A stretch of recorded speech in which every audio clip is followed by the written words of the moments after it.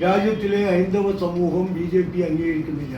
ബഹുഭൂരിപക്ഷവും BJPയുടെ വിഘടിത രാഷ്ട്രീയത്തിനും വിദ്വേഷത്തിൻ്റെയും വെറുപ്പിൻ്റെയും രാഷ്ട്രീയത്തിനും ഹൈന്ദവ സഹോദരങ്ങളിലെ ബഹുഭൂരിപക്ഷവും എതിരാണ്.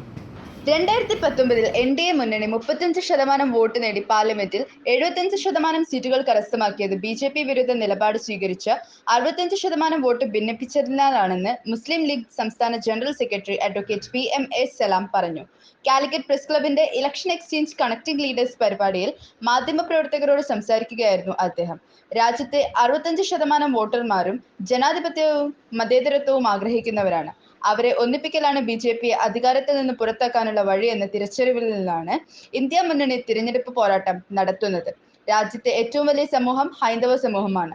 ജനസംഖ്യയിൽ 80% വരുന്ന അവരിൽ 30%ത്തിന്റെ പിന്തുണ മാത്രമാണ് BJPക്കുള്ളത്. ജനങ്ങൾക്കിടയിൽ വെറുപ്പും വിദ്വേഷവും പരത്തുന്ന BJPയെ മഹാഭൂരിപക്ഷം ഹൈന്ദവ സമൂഹവും ഇഷ്ടപ്പെടുന്നില്ല. ഹൈന്ദവ സമൂഹം രാജ്യത്തിന്റെ മഹത്തായ പൈതൃകവും സഹോദര്യവും കാത്തുസൂക്ഷിക്കാൻ ആഗ്രഹിക്കുന്നവരാണ്. നമുക്കറിയാം, കഴിഞ്ഞ തവണ തിരഞ്ഞെടുപ്പിൽ 2019 പാർലമെന്റ് തെരഞ്ഞെടുപ്പിൽ ഇന്ത്യയിൽ മൊത്തം പോൾ ചെയ്ത വോട്ടിന്റെ 35% BJP നേതൃത്വം നൽകുന്ന NDA മുന്നണിക്ക് കിട്ടിയത്. ബാക്കി 65%-ലധികം വോട്ട് പോൾ ചെയ്തത് BJP വിരുദ്ധ പെട്ടികളിലാണ്. പക്ഷേ 35% വോട്ട് നേടിയ മുന്നണിക്ക് ഇന്ത്യയുടെ ലോകസഭയിൽ 75% സീറ്റ് കിട്ടി. അതുണ്ടായത് എങ്ങനെയാണ് എന്നുള്ളത് പരിശോധിക്കുമ്പോഴാണ് ബാക്കിയുള്ള 65% പരസ്പരം മല്ലടിച്ചു, അവർ ഭിന്നിച്ചു. ഇപ്പൊ ജനാധിപത്യവും മതനിരപേക്ഷതയും ആഗ്രഹിക്കുന്ന ആളുകളുണ്ട്, അവരാണ് ഭൂരിപക്ഷം. പക്ഷെ അവരുടെ ഐക്യമില്ലായ്മ, അവരുടെ ഭിന്നിപ്പ് ന്യൂനപക്ഷങ്ങൾക്ക് ലോകസഭയിൽ വൻ ഭൂരിപക്ഷം കിട്ടാനും അതുവഴി ഭരണം കൈകാര്യം ചെയ്യാനുള്ള അവസരം ഉണ്ടായി. അത് രാജ്യത്തെ സംബന്ധിച്ചിടത്തോളം വളരെയേറെ സങ്കടകരമാണ്. ഇപ്പോൾ രാജ്യത്തിലെ ഏറ്റവും വലിയ സമൂഹം ഹൈന്ദവ സമൂഹമാണ്. രാജ്യത്തിലെ ജനസംഖ്യയിൽ 75-80% വരുന്ന ഹൈന്ദവ സമൂഹം ബഹുഭൂരിപക്ഷമാണ്. പക്ഷെ BJPക്ക് കിട്ടിയത് മൊത്തം 35%-ൽ താഴെ വോട്ടാണ്.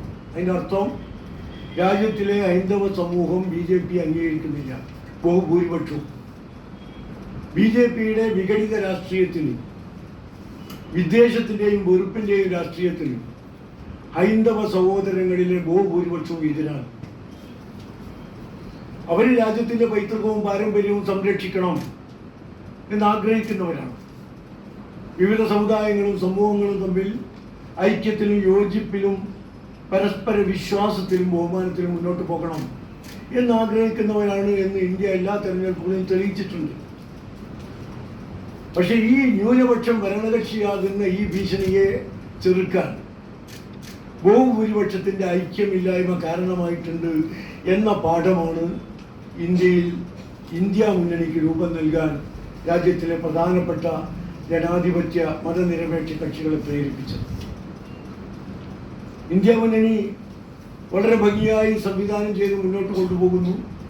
പ്രാദേശികമായി ചില പരസ്പരം വിദേശത്തിലും രാഷ്ട്രീയ ശത്രുതയിലൊക്കെ വർത്തിച്ചിരുന്ന പാർട്ടികൾ തമ്മിൽ ചില സംസ്ഥാനങ്ങളിലൊക്കെ അഭിപ്രായ വ്യത്യാസമുണ്ടെങ്കിലും ശുഭപ്രതീക്ഷ നൽകുന്ന ഒരു രാഷ്ട്രീയ സാഹചര്യമാണ് ഇന്ത്യ രാജ്യത്തുള്ളത്. UP-യിൽ ആകെയുള്ള 80 സീറ്റിൽ കോൺഗ്രസ് കഴിഞ്ഞ തവണ ദൗർഭാഗ്യവശാൽ ഒരു സീറ്റിൽ മാത്രമാണ് ജയിച്ചത്, സോണിയാജി. രാഹുൽജി പോലും അമേഠിയിൽ പരാജയപ്പെട്ടു.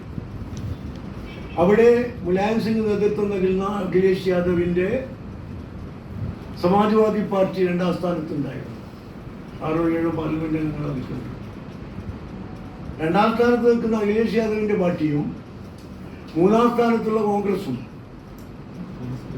യോജിച്ചു കഴിഞ്ഞാൽ 1ാം സ്ഥാനത്തേക്ക് എത്തും എന്നത് ഉറപ്പാണ്. അത്തരമൊരു ശുഭപ്രതീക്ഷ UP-യിൽ നിന്ന് നമുക്ക് ലഭിച്ചുകൊണ്ടിരിക്കുന്നു. ബീഹാർ നമുക്കറിയാം, ഒരു നിതീഷ് കുമാറിനെ കുറിച്ചാണ് നമ്മൾ ധാരാളം കേട്ടിട്ടുണ്ട്. അത് നമ്മളെ കുറിച്ചല്ല. അദ്ദേഹത്തിന് ഇതുവരെ 9 തവണ മാത്രമേ കാലുമാറാൻ കഴിഞ്ഞിട്ടുള്ളൂ. കൂടുതൽ സമയം കിട്ടാത്തത് കൊണ്ടാണ്. ഇനിയും ഒരുപാട് തവണ കാലുമാറാൻ സർവേശ്വരനും അദ്ദേഹത്തിന് ദീർഘായുസ് കൊടുക്കട്ടെ എന്ന പ്രാർത്ഥനയാണ് ഞങ്ങൾക്കുള്ളത്. പക്ഷേ കഴിഞ്ഞ 8 തവണയും അദ്ദേഹം കൂറുമാറിയപ്പോൾ അദ്ദേഹത്തിൻ്റെ കൂടെ കുറച്ച് ജനങ്ങളൊക്കെ പോയിരുന്നു. ഇത്തവണ അദ്ദേഹം പോയപ്പോൾ ഭരണം നിലനിർത്താൻ വേണ്ടി കുറച്ച് MLA-മാർ മാത്രമേ പോയിട്ടുള്ളൂ.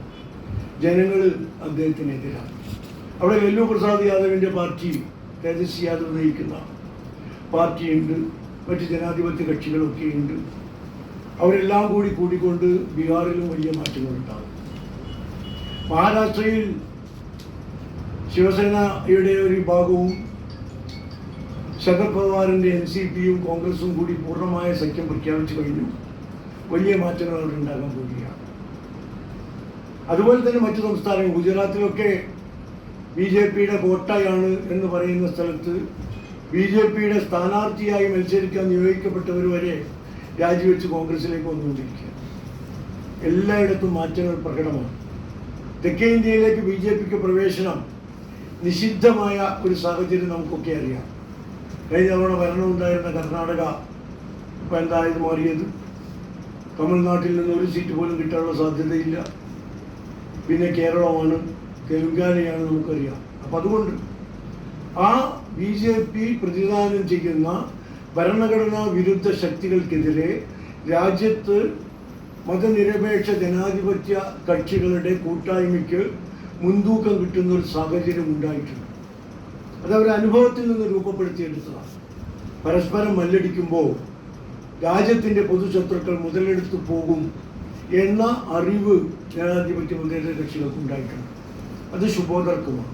ഇനിയും ബംഗാൾ പോലുള്ള ചില സംസ്ഥാനങ്ങളിൽ കൂടുതൽ ഐക്യം വരാൻ പോകുന്നില്ല. മുസ്ലിം ലീഗിനെ സംബന്ധിച്ചിടത്തോളം BJPക്കെതിരായി എല്ലാ മതേതര ജനാധിപത്യ ശക്തികളും ഒറ്റക്കെട്ടായി നിൽക്കണം എന്ന് തന്നെയാണ് മുസ്ലിം ലീഗിൻ്റെ എക്കാലത്തെയും ശക്തമായ നിലപാട്. മറ്റ് രാഷ്ട്രീയ പാർട്ടികളുമൊക്കെ അഭിപ്രായ വ്യത്യാസങ്ങളുണ്ടാവും.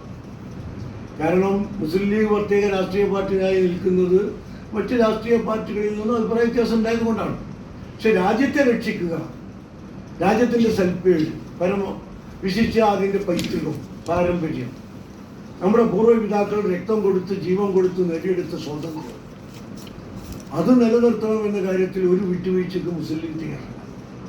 അപ്പം അതുകൊണ്ട് എല്ലാവരും യോജിച്ച് മുന്നോട്ട് പോകണമെന്ന് തന്നെയാണ് മുസ്ലിം ലീഗ് പറയുന്നത്. അങ്ങനെ യോജിച്ച് മുന്നോട്ട് പോയി BJPയെ പ്രതിരോധിക്കണമെന്ന് പറയുമ്പോൾ അതിന് യാഥാർത്ഥ്യവുമായുള്ള ബന്ധം വേണ്ടേ? കോൺഗ്രസ് പാടില്ല, കോൺഗ്രസ് ഇല്ലാതെ ആ പ്രതിരോധം നടക്കും എന്ന് CPM കേരളത്തിൽ പറയുന്നു.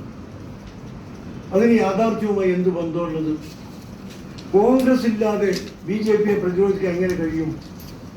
ഇന്ത്യ രാജ്യത്ത് കഴിഞ്ഞ തെരഞ്ഞെടുപ്പിൽ, പാർലമെന്റ് തെരഞ്ഞെടുപ്പിൽ കോൺഗ്രസിന് സീറ്റുകൾ ഒരുപാട് കുറഞ്ഞു പോയിട്ടുണ്ട്, സമ്മതിക്കുന്നു. എന്നാൽ പോലും 150ഓളം BJP ജയിച്ച പാർലമെന്റ് സീറ്റുകളിൽ 2ാം സ്ഥാനത്ത് കോൺഗ്രസ് ഉണ്ട്.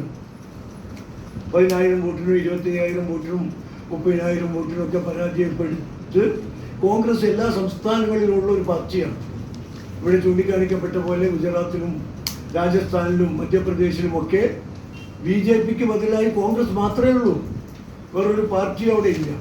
ഇത്തരമൊരു സാഹചര്യത്തിൽ കോൺഗ്രസിനെ പരാജയപ്പെടുത്തണം എന്ന മുദ്രാവാക്യം ആരെങ്കിലും പറഞ്ഞാൽ അതിനർത്ഥം BJPയെ വിജയിപ്പിക്കണം എന്ന് തന്നെയാണ്.